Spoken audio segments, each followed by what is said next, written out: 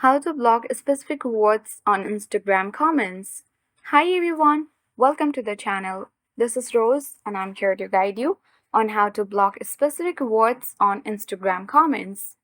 Watch the video till the end and without any further ado, let's dive right into the video.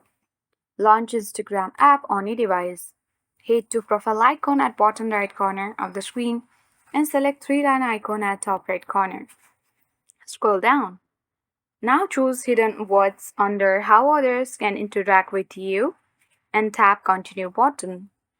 And now you can simply tap manage custom words and phrases. Now here you can easily word or add the words separated by commas. Even you can add the phrases and the words that you want to block on Instagram comments.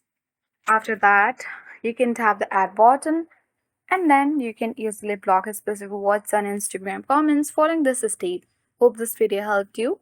If you are new to our channel, hit the like button and subscribe for more tech and tips videos. Thanks for watching and see you in the next video.